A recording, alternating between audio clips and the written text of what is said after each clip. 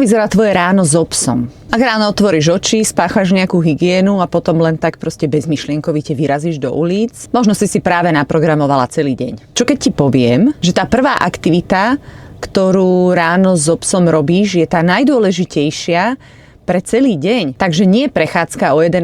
alebo tréning o 2:30, ale tá prvá ranná aktivita, ktorú spolu robíte, je tá najdôležitejšia aktivita pre high drive psa. Taký high drive pes, ktorému je nadelené veľké množstvo energie, sa ráno zobudí natlakovaný touto energiou. Nie je to veselosť, nie je to taká nejaká prehnaná radosť a prehnaná excitácia, je to fyzická a mentálna natlakovanosť a táto energia musí byť niekam presmerovaná a spracovaná. Otázka je, či ju vypustíš ty, alebo ju vypustí okolo idúci pes. Takže sa dá povedať, že zasa máš nejakým spôsobom možnosť ovplyvniť správanie tvojho high drive psa, alebo divokého psa, alebo vysokoenergetického psa, proste nejakú raketu v krízových situáciách.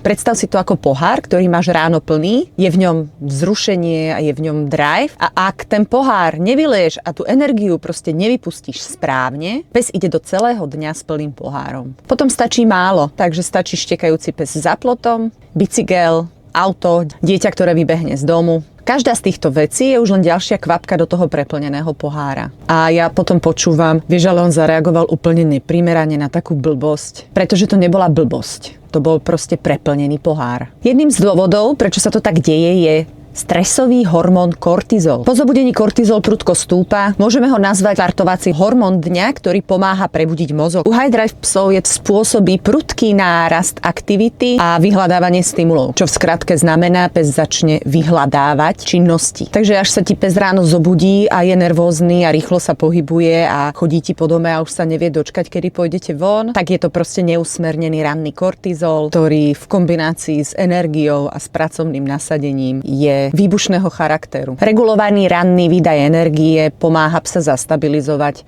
upokojiť ho na celý deň a nastaviť stabilnejší nervový systém pre ten daný deň. Ak ho ráno necháš napumpovaného, pes je reaktívnejší, menej sústredený a horšie ovládateľný počas celého dňa. Takže čo funguje mne, alebo čo robím ja, vzhľadom k tomu, že veľmi často sedím v aute, alebo zobudzam sa v aute, alebo zobudzam sa v zahraničí, musela som vymyslieť pár spôsobov, ako s týmto pracovať a mám síce veľké auto, ale keby som tam narvala bicykel na ranné venčenie svojich malín, tak poprvé budem mať dokonale vyšportované nohy, keďže mám 4 psy a po druhé fakt sa mi tam ten bicykel nezmestí. Takže áno, prvou možnosťou je zobrať psa proste na bicykel, aj keď je to vybitie čisto fyzické, ale počíta sa, pokiaľ cez deň vieš, že budeš mať nejaký poriadny tréning.